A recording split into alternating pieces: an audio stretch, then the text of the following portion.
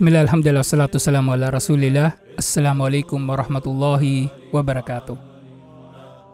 Ang bawat isa sa atin ay mayroong hinahangaan o kaya ay kinukuha niya bilang kanyang huwaran. Katulad nga ng kasabihan, kung anong ginagawa ng matanda ay gagayahin ng bata. Ng mga nakababata, sila ay madalas na gumagaya sa kanilang mga nakatatanda. At sa panahon natin ngayon, bukod sa matatanda, ay maraming mga tao ang ginagawang ehemplo ng mga tao.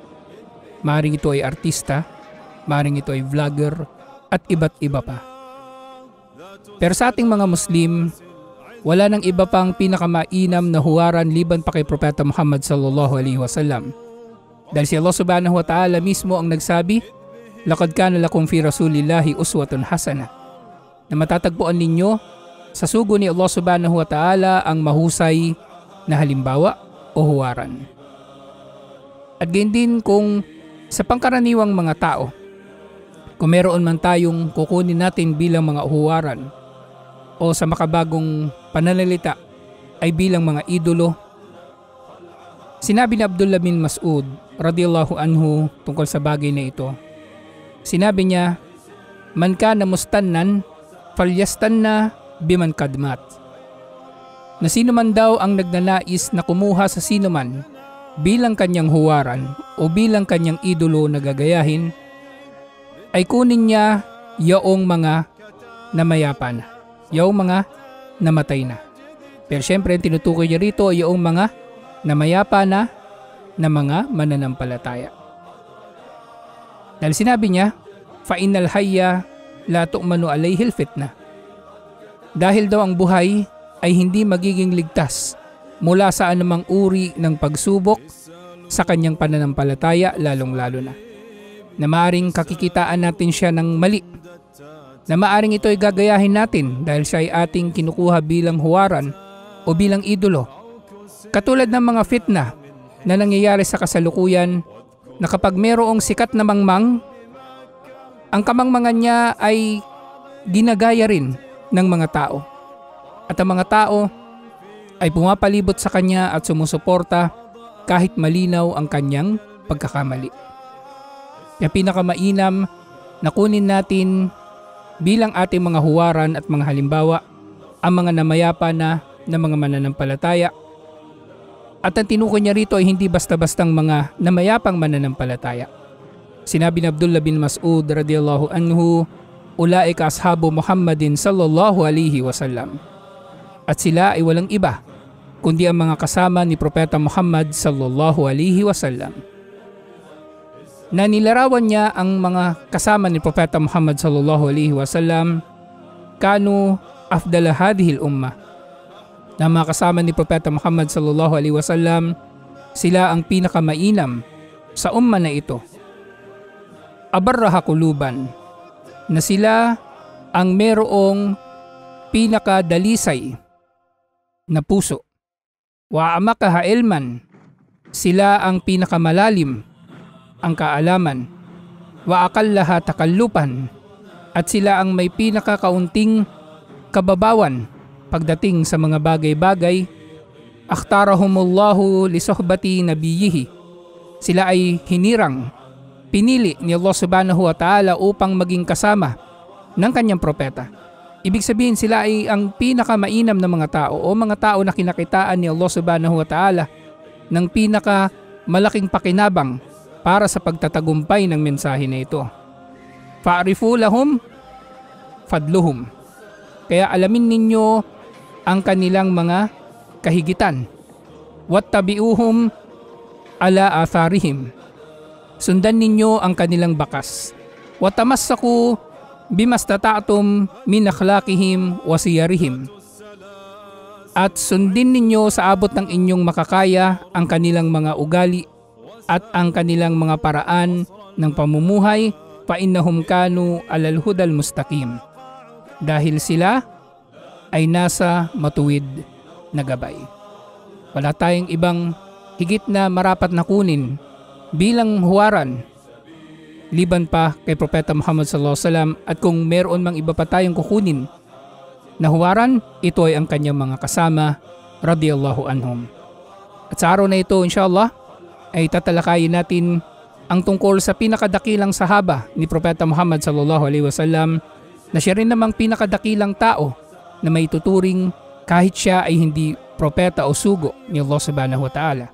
At tatalakayin natin yan ngayong gabi dito sa ating programang Ikaw at ang Islam.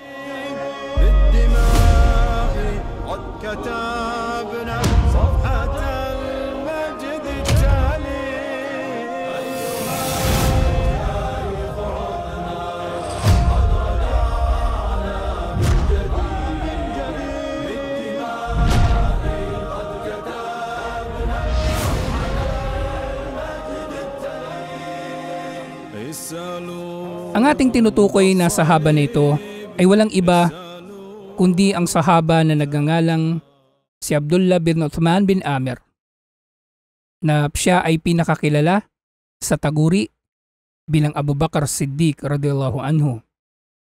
Na si Abdullah, siya ay kabilang sa lahi o angkan ng Taim, na siya ay nakikilala sa kanyang pagiging mayaman, sa kanyang pagiging makatarungan at mahusay na pag-uugali, na wala ng iba pang makatutumbas o makahihigit sa ugali ni Abu Bakr Siddiq radhiyallahu anhu liban na lamang kay Propeta Muhammad sallallahu alaihi wasallam.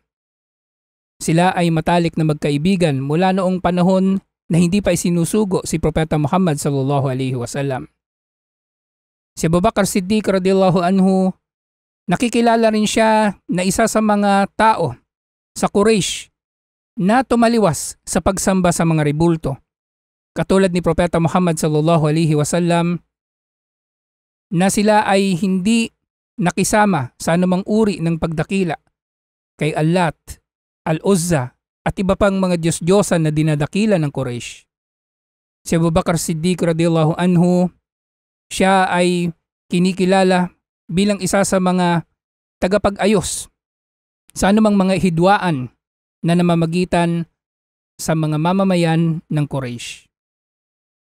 At dahil sa kanyang angking kabutihan at yaman, ang marami sa mga nangungutang sa Quraysh ay lumalapit kay Abu Bakr Siddiq radhiyallahu anhu bilang maging garantor nila na sila nga ay magbabayad ng kanilang mga utang. Dahil ang marami sa mga ito ay hindi magpapautang liban na lamang nagagarantiyahan ito ni Abu Bakr Siddiq radhiyallahu anhu, dahil nalalaman nila na dahil mayaman si Abu Bakr Siddiq radhiyallahu anhu, kahit takasan sila ng nagkautang sa kanila, ay tiyak na mababayaran nito ni Abu Bakr Siddiq radhiyallahu anhu, kalugdan nawa siya ni Allah subhanahu wa ta'ala. Si Abu Bakr Siddiq, siya ay tinawag na Abu Bakr sa kabila ng kanyang pangalan na Abdullah o alipin ni Allah subhanahu wa ta'ala. Nang Abu Bakr na ito, sinasabi ng ilang mga scholar, ito ay may kinalaman sa kanyang pagiging maaga sa pagyakap sa pananampalatayang Islam. Nang si Propeta Muhammad sallallahu alaihi wasallam ay nagsimulang maging propeta sa pamagitan ng pagkakapahayag sa mga naunang mga talata ng Quran, nang nagpakita sa kanya si Anghel Jibril alaihi salam sa kuweba ng Hira, sa bundok ng Nur o bundok ng liwanag. Ang naunang mga nagmuslim sa kababaihan ay si Khadija radhiyallahu anha. At sa mga kabataan naman ay si Ali bin Abi Talib radhiyallahu anhu. At sa mga kalalakihan ay walang iba kundi ang kanyang matalik na kaibigan, si Abu Bakr Siddiq radhiyallahu anhu. Na makikita natin ng pangalang Siddiq na iniugnay kay Abu Bakr Siddiq radhiyallahu anhu ay sa kahulugan na siya ay makatotohanan sa kanyang pananampalataya, at gayon din siya ay nagpapatotoo sa mensahe na dala ni Propeta Muhammad sallallahu alaihi wasallam. Dahil kung titingnan natin sa anumang pagkakataon, halimbawa na meron kang kaibigan na alam mo na ito ay napakabuti, alam mong hindi siya nagsisinungaling kahit kailan, at biglang isang araw ay magpapakilala siya bilang isang propeta, ikaw ay magtataka, ikaw ay magdududa. Subalit si Abu Bakr Siddiq radhiyallahu anhu, agaran niyang tinanggap ang mensahe ng Islam, agaran niyang tinanggap ang pagiging sugo ni Propeta Muhammad sallallahu alaihi wasallam, at pinatotohanan niya ang mensahe ni Propeta Muhammad sallallahu alaihi wasallam. Pero ang katagang as-Siddiq ay napagtibay sa panahon nang nagpakita si Propeta Muhammad sallallahu alaihi wasallam ng himala nang hinati niya ang buwan. Na muli, sa kaganapan na ito, ang marami sa mga sahaba ay nagdalawang isip kung ito ba ay paniniwalaan nila o kaya ay paano ba nilang tatanggapin ang himala na ito ni Propeta Muhammad sallallahu alaihi wasallam na hinati niya ang buwan. Dahil ito ay isang bagay na kahindik-hindik o kaya ay hindi nila madaling matatanggap dahil sa sobrang dakila nito na hindi ito naaarok ng kanilang mga pag-iisip. At iniulat pa nga sa mga koleksyon ng sira na maging si Omar bin al-Khattab radhiyallahu anhu ay tumangging magkomento sa himala na ito ni Propeta Muhammad sallallahu alaihi wasallam. Subalit si Abu Bakr Siddiq radhiyallahu anhu bilang as-Siddiq, bilang nagpapatotoo sa mensahe ni Propeta Muhammad sallallahu alaihi wasallam, sinabi niya nang walang pag-aatubili, nang walang pagdadalawang isip, idha qalaha faqad sadaq. Na kung ang pagkahati ng buwan ay sinabi ni Propeta Muhammad sallallahu alaihi wasallam o inaangkin ni Propeta Muhammad sallallahu alaihi wasallam, siya ay nagsabi ng totoo. Si Abu Bakr Siddiq radhiyallahu anhu, siya ang nagpatunay na totoo na nangyari ang himala na ito ni Propeta Muhammad sallallahu alaihi wasallam. Si Abu Bakr Siddiq radhiyallahu anhu, siya ang kauna-unahan nga na nagmuslim. At dahil siya ang kauna-unahang nagmuslim, makikita natin na napakalaki ng naging papel, napakalaki na naging ambag ni Abu Bakr Siddiq radhiyallahu anhu sa pangangaral ng Islam sa mga tao. At sa pamagitan nga ng kanyang pangangaral at sa kanyang hindi matatawaran na mabuting ugali at kanyang karangalan o integridad doon sa tribo ng Quraysh, si Abu Bakr Siddiq radhiyallahu anhu nang siya ay nagdaawa kina Abdurrahman bin Auf, Sa'ad bin Abi Waqqas, Uthman bin Affan, Zubair bin Al-Awwam at Talha bin Ubaidillah, na pawang mga may impluwensya rin na mga tao sa Quraysh, niyakap din nila ang pananampalatayang Islam dahil sa da'wa ni Abu Bakr Siddiq radhiyallahu anhu. Nung siya ay nagmuslim, siya ang isa sa mga pinakamayaman sa Makkah. At sinasabi na ang kanyang kayamanan o net worth ng panahon na iyon ay nagkakahalaga ng 40,000 dirham na maaring hindi na natin matataya ng eksakto sa panahon natin na ito dulot ng inflation at iba't iba pang mga factor. Pero ang mahalaga sa yaman na ito ni Abu Bakr Siddiq radhiyallahu anhu, ito lahat-lahat ay ginugol niya para kay Allah subhanahu wa ta'ala. Doon pa lamang sa panahon na siya ay nasa Makkah, ginugol niya ang kanyang salapi o malaking bahagi nito sa pagsuporta sa da'wa ni Propeta Muhammad sallallahu alaihi wasallam. Na dumarating na sa punto na napapabayaan na rin niya ang kanyang mga negosyo, subalit hindi niya ito alintana. Ang kanyang yaman ay patuloy niyang ginugol sa pagtulong kay Propeta Muhammad sallallahu alaihi wasallam at tumulong pa siya sa pagpapalaya sa ibang mga alipin sa pamagitan ng pagbili sa kanila. Na nang ginawa ito ni Abu Bakr Siddiq radhiyallahu anhu, nagalit sa kanyang ama na bakit daw siya bibili ng mga alipin na mga Muslim na wala naman siyang pakikinabangan sa mga ito. Pero yon nga, si Abu Bakr Siddiq radhiyallahu anhu, hindi niya binili si Bilal bin Rabah. Hindi niya binili ang iba pang mga alipin ng mga Muslim upang kanyang alipinin din o pagtrabahuin. Bagkus sila ay kanyang binili upang sila ay palayain bilang mga kapatid sa pananampalataya.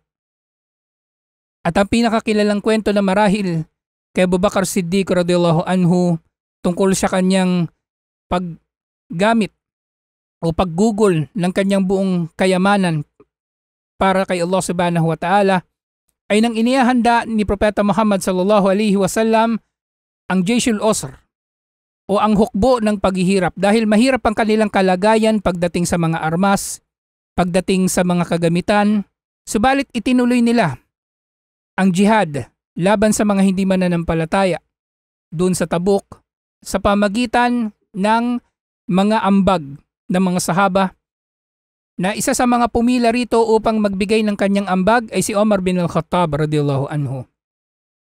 Na sa kanyang iniisip, may higitan na niya si Abu Bakr Siddiq radiyallahu anhu sa pagkakataon na yaon dahil ibibigay niya ang kalahati ng kanyang kayamanan. Dahil si Omar bin al-Khattab radiyallahu anhu, siya ay nakikipagtagisan kay Abu Bakr Siddiq radiyallahu anhu sa iba't ibang mga kabutihan. Sa paggawa ng mga kabutihan o pagdudulot ng pakinabang sa kanilang kapwa.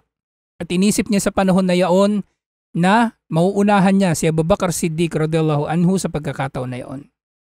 Subalit nagkakamali pala si Omar bin al-Khattab radiyallahu anhu dahil nang dumating si Abu Bakr Siddiq radiyallahu anhu kay Propeta Muhammad sallallahu alaihi wasallam, ibinigay niya ang lahat-lahat ng kanyang mga natitirang kayamanan kay Propeta Muhammad sallallahu alaihi wasallam para gamitin sa jihad. At ang tinanong siya ni Propeta Muhammad sallallahu alaihi wasallam kung anong iniwan niya para sa kanyang sarili at para sa kanyang pamilya, sinabi niya, "Taraktu lahumullahu wa rasuluhu." Na iniwan daw niya para sa kanila, sa kanyang pamilya, si Allah subhanahu wa ta'ala at ang kanyang sugo. Si Abu Bakr Siddiq radiyallahu anhu, ang kanyang mataas na antas sa Islam, kaya siya nagiging pinakamainam na tao ay hindi lamang dahil sa laki ng kanyang ambag, bagkus ay dahil sa pagbubuhos niya ng lahat. Na kung susukatin natin ang naging ambag ni Abu Bakr Siddiq radiyallahu anhu sa mga Muslim at sa Islam, sa laki ng kanyang ambag ay makikita natin na napakalaki nga ng kanyang gantimpala insyaAllah. Pero huwag nating kalimutan ang sinabi ni Allah subhanahu wa ta'ala ng pagsisikap daw ng mga tao ay titingnan din, tutuusin at titimbangin. At ano ba ang pinakamatinding pagsisikap sa landas ni Allah subhanahu wa ta'ala? Liban pa sa pagbubuhos natin ng ating buong lakas, ng ating buong panahon, ng ating buong yaman para kay Allah subhanahu wa ta'ala na siyang ginawa ni Abu Bakr Siddiq radiyallahu anhu. Na kahit noong panahon na mamamatay na siya, si Abu Bakr Siddiq radiyallahu anhu, iniutos niya sa kanyang mga anak na isauli sa kabangbayan ng mga Muslim ang anumang sweldo o allowance o pakinabang na nakuha niya sa kanyang pagiging khalifa o bilang kahalili ni Propeta Muhammad sallallahu alaihi wasallam sa pamamahala sa mga Muslim. Kalugdan nawa siya ni Allah subhanahu wa ta'ala. Si Abu Bakr Siddiq radiyallahu anhu, isa sa kanyang mga kahigitan ay merong isang talata na merong isang kabanata sa Quran na si Allah subhanahu wa ta'ala ay pumuri kay Abu Bakr Siddiq radiyallahu anhu. Sinabi niya, "Wasayujannabuhal atka," na ang taong merong pinakamatinding takot kay Allah subhanahu wa ta'ala ay lalayo mula sa impyerno. "Alladhi yu'ti malahu yatazakka," na siyang namamahagi ng kanyang yaman upang magpadalisay sa kanyang sarili at sa yaman niya na ito. "Wa ma li ahadin indahu min ni'matin tujza," na ang pamimigay niya na ito ng kanyang yaman ay wala siyang inaasam dito na utang na loob na ibabalik sa kanya ninuman at wala siyang inaasam mula rito na gantimpala. "Illa ibtigaa wajhi rabbihil a'la," liban na lamang sa paghahangad sa kaluguran ng kanyang Panginoon na kataas-taasan si Allah subhanahu wa ta'ala, at dahil dito wala sawfa yarda. At tiyak na siya ay malulugod sa pamagitan ng mabuting balita ng pagpasok niya sa paraiso at napakalaking gantimpala mula kay Allah subhanahu wa ta'ala. Na isa itong patunay ng pangunguna ni Abu Bakr Siddiq radiyallahu anhu sa buong sangkatauhan, kung ang pinakamainam na mga tao ay ang mga propeta, ang pinakamainam na tao na hindi propeta ay walang iba kundi si Abu Bakr Siddiq radiyallahu anhu. Gayun din sa iba pang mga hadith, tinanong ni Amr bin al-As radiyallahu anhu si Propeta Muhammad sallallahu alaihi wasallam. Sinabi niya, "Ayyun nasi ahabba ilaik?" Sino sa mga tao ang pinakaminamahal mo? At tumugon si Propeta Muhammad sallallahu alaihi wasallam, "Aisha." Si Aisha na kanyang asawa. At tinanong naman ni Amr bin al-As radiyallahu anhu, "Minar rijal, at sino naman sa mga kalalakihan ang pinakaminamahal mo?" At sinabi ni Propeta Muhammad sallallahu alaihi wasallam, "Abuha." ang ama ni Aisha radhiyallahu anha. Na sa isang kwento, sinasabi na naitanong ito ni Amr bin al-As radhiyallahu anhu dahil isa siya sa mga tao na nakakaramdam na isa siya sa pinakaminamahal ni Propeta Muhammad sallallahu alaihi wasallam. Dahil si Propeta Muhammad sallallahu alaihi wasallam meron siyang ugali na kapag siya ay kasama mo, ay pakiramdam mo na ikaw ang pinaka-importanteng tao sa kanya. Kaya naitanong ito ni Amr bin al-As radhiyallahu anhu na isang magiting na mandirigma, na isang mahusay na diplomatiko at politiko na nakikipagnegosasyon sa iba't ibang mga bansa at iba't ibang mga kalabang mga bansa ng mga Muslim, mga kalabang tribo, at nagdulot ng malaking tagumpay na ginamit siya ni Allah subhanahu wa ta'ala na magkaroon ng malaking tagumpay ang mga Muslim, alhamdulillah. Pero si Amr bin al-As radhiyallahu anhu, sa kabila ng kanyang talino na taglay na ito, sa kabila ng kanyang pagiging tigasin, kumbaga, sa kabila ng kanyang pagiging siga, kapag kapiling niya si Propeta Muhammad sallallahu alaihi wasallam ay lumalambot ang kanyang puso at naitatanong niya ang mga bagay na ito, kung sino kay Propeta Muhammad sallallahu alaihi wasallam ang pinakakamahal-mahal dito. At tinugon niya nga na ito ay walang iba kundi si Abu Bakr Siddiq radhiyallahu anhu sa mga kalalakihan. At gayon din, minsan ay tinanong ni Muhammad bin Hanafiya ang kanyang ama na si Ali bin Abi Talib radhiyallahu anhu, na sinabi niya, "Ayyun nasi khairun ba'da Rasulillahi sallallahu alaihi wasallam." Tinanong niya ang kanyang ama na si Ali bin Abi Talib radhiyallahu anhu, na inaangkin ng mga Shia na siyang karapat-dapat na unang khalifa at hindi si Abu Bakr. Na sinasabi nila na siyang inagawan di umano ni Abu Bakr Siddiq radhiyallahu anhu ng kapangyarihan. Pero anong tinugon ni Ali bin Abi Talib sa kanyang sariling anak? Sinabi niya, si Abu Bakr Siddiq radhiyallahu anhu ang pinakamainam na tao pagkatapos ni Propeta Muhammad sallallahu alaihi wasallam. Natitingnan natin dito, kung ang pamilya ni Ali radhiyallahu anhu ay nakararamdam na sila ay dinaya o inapi o inagawan ng kapangyarihan na si Abu Bakr Siddiq radhiyallahu anhu ang naging khalifa sa halip na si Ali bin Abi Talib radhiyallahu anhu, hindi ito iuulat ni Muhammad bin Hanafiya na anak ni Ali bin Abi Talib. Hindi niya ito iuulat dahil ang iuulat niya ay si Ali bin Abi Talib dapat ang unang khalifa dahil siya ang sumunod na pinakamainam kay Propeta Muhammad sallallahu alaihi wasallam. Kaya makikita natin ang mga Shia sa kabila ng pagkakaroon ng iba't ibang mga uri o antas nila, mayroong mga mufaddala na ang pagkakaiba lamang ng kanilang paniniwala ay si Ali bin Abi Talib radhiyallahu anhu ay nakahihigit kay Abu Bakr.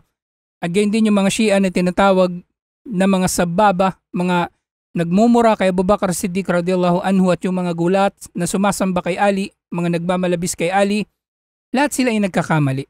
Si Abu Bakr Siddiq radhiyallahu anhu ay walang duda na siyang nangunguna sa mga sahaba, therefore siya ang khalifa ni Propeta Muhammad sallallahu alaihi wasallam.